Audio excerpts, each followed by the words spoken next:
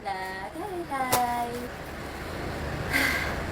Okay, for today's video, sisimulan ko na totoo na pagsisimula na to na paggawa ng ating pa-order na pang-souvenir ng abak-abak personalized ko para sa birthday at pinyag para sa mga ninong at ninang. Ano, sa 24 pieces to, tatanggal natin lahat to sa plastic para kapag nakapagkag na tayo, naibig na natin lahat ng mga kailangan, ay diretso na natin siya sa pagdidikit. Dire-diretso yung pagdidikit natin dito, lahat nakadikit na at dire-diretso lang din yung pagpe-press dito sa ating heat press para hindi masayang yung init nitong heat press na to. Dire-diretso na siya, no?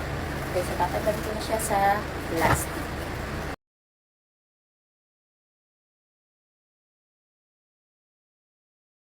At natapos na ako sa aking pag-unplastic. Diba? Unplastic nito mga abak-abag na to. So, sisimulan ko na ngayon yung pag-layout sa ating design space na mapangalan na maninong at ninang. Pagkatapos ng dire-diretso na yun, pagkatapos kong i-layout, ikakat na natin sa ating cry cut, tapos i-weed, and then diretso ko na sa pagdidikit dito. No? Didikit na natin. So, time-lapse ko lahat ang gagawin. Magbabalik ako kapag magdidikit na lang ulit ako.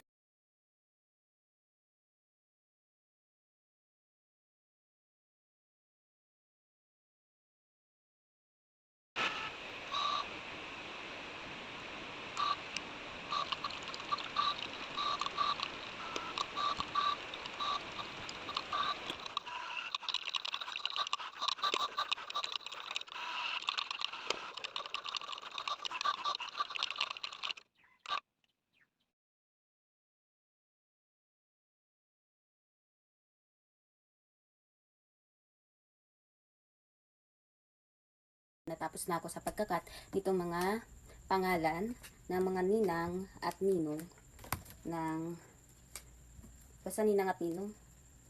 Okay. So, ang gagawin ko ngayon, didikit ko na siya rito sa mga abak-abag. Itong mga bag na to. Magdidikit na ako para tuloy-tuloy yung pagpe-press ko dito sa ating heat press tulad ng nabanggit ko kanina. Okay?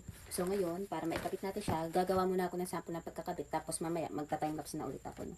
So, tatanggalin ko muna sa butones para mailabas natin itong handle para maging patag itong pagkakabitan natin. No? Kasi pag hindi siya patag, mahirap siyang hindi pantay magiging press niya. No? Okay, so ito muna tayo, ninang. Sana nababasa nyo, ninang. Okay. Siyempre, gagamitan natin itong tape na to. May tawag dito sa tape na to, thermal tape ata to. So, gagamitan natin siya ng tape para hindi magalaw. Tapos, isasentro natin to, no? Sana nakikita nyo itong ginagawa ko. Isasentro natin. Okay. Tapos, pangalan ng Ninang. Ninang Christina. Okay. Okay, Ninang. Ayan. Bakit?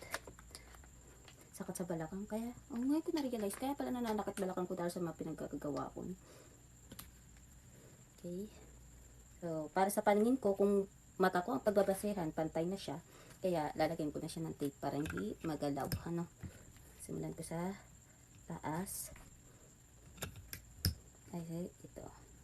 Pero generous tayo rito sa paglalagay ng tape para makasigurado na hindi siya gagalaw.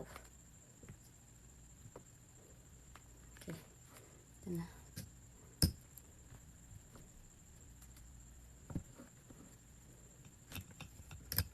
So, 24 pieces to. Pang isa ko pa. Sino, makakatapos ako nito. Ang hirap kasi gumawa ngayong mga araw na to kasi napakainit vlog. Sobra. Parang yung di ka pa nga kumikilos, pawis na pawis ka na. What pa pag kumilos ka. Tapos heat press tong gagamitin ko. Lalo ng pagkainit-init kasi gagamit ng heat press, diba?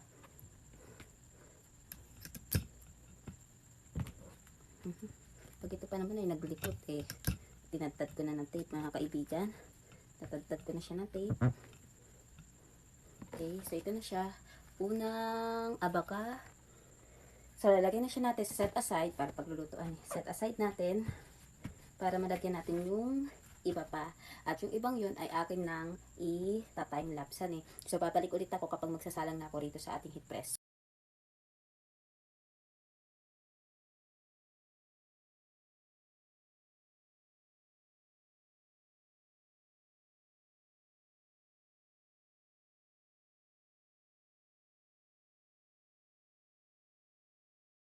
natapos na ako sa pagtitikit ng ating mga, ito, ang tag dito, nitong mga name tag. Ito yung last ko sa ninang. So, hindi ko na ipakita kanina pa nakapag-set na ako rito ng ating heat press. Naiseta natin siya para habang nagtitikit ako, nakaset up na siya. Para salang agad, diretso salang, no? So, ngayon, papakita ko yung pagsalang nito, tapos mamaya ulit time-lapse na. Ano? Okay. Sa katabalakang ko, parang feel ko, sa masusunod na araw ko na siya tatapusin. Nananakit ng balakang ko, pero papakita ko muna itong una sa unang ating apakano. Okay, so naitikit na. Palagay ko na siya sa ating heat press, okay? Nakaset na siya, pati yung time na yan eh.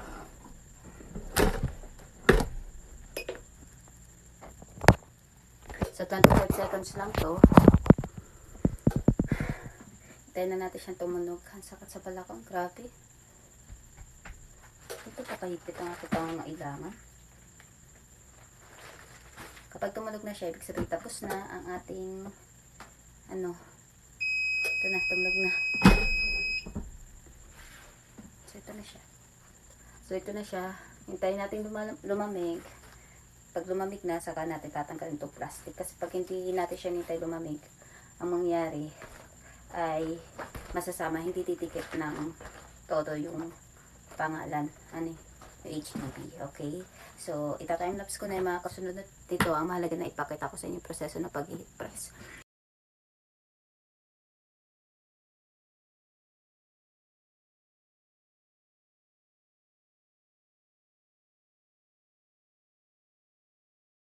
So, natapos ako sa pag-press itong mga abaka. Ito na. Kita ko sa inyo. Yung na-press natin. Siya. So, ang gagawin natin ngayon ay tatanggalin na natin yung plastic. Mga plastic nito. Init, grabe. Ang init ang heat press. Ito, tatanggalin natin yan. So, dahan-dahan na pagtatanggal dyan, hindi bigla kasi basta, delikado. Beware. Okay. Bababa natin ng camera para makita nyo yung pag-aalis ng plastic na to. So, papakita ulit muna ako ng sample. Tapos, sa susunod, time-lapse na. Honey. Okay. Dahan-dahan lang. Simulan ko rito. Nakikita ba? Saan yung nakikita nyo, no? So, again, cold fill tong ating HDB. Kaya dapat malamig na siya bago aalisin itong plastic. Honey. Saan yung nakikita? Mas mabilis siyang tanggalin kapag malamig. Walang magiging problema. Hanggat maaari. O, tuloy-tuloy siya. Kasi nga, malamig na siya. No? So, nilang pa lang yung natatanggal ko. Sa gitna, ang technique ko rito, sa gitna ako nagsisimula ng pagpipil. Para, wala lang, sa gitna. Ewan ko, basta sa gitna. Yun ang pinakamadaling paraan para sa akin. Tapos, yan na. Tintin. Ang mahirap kasi rito yung mga maninipis na detalye na letters. Minsan sumasama siya sa plastic. Ano? Okay, so ito yung ating unang na tanggalan na pure. Ano? Napira natin. Okay? Ito yung loob niya.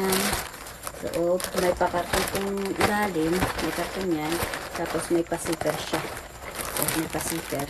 Okay? So, yun lang ating una. Okay? So, ito time-lapse ko na lang ulit yung iba. Bye vlog!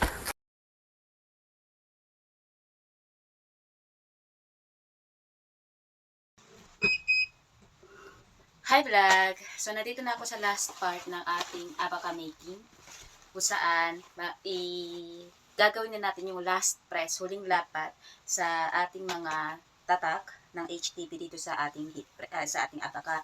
Kasi nga, para masigurado natin lapat na lapat lahat ng letra na nandito sa ating tawag dito, sa ating abaka. So, kailangan ng final touch. 5 seconds lang natin ipipress dito sa heat press para lang masiguro na nakadikit lahat ng letra. Lahat, bawat linya. Lalo na yung mga maninipis na linya dito sa ating abaka. Dapat mailapat natin na maayos. Okay? So, nandito na siya. Ayusin ko lang ang ating ito. Init ha. So, nakaset na siya vlog ha. Nakaset na. I-press na natin ng 5 seconds lang. Para lang umapat siya.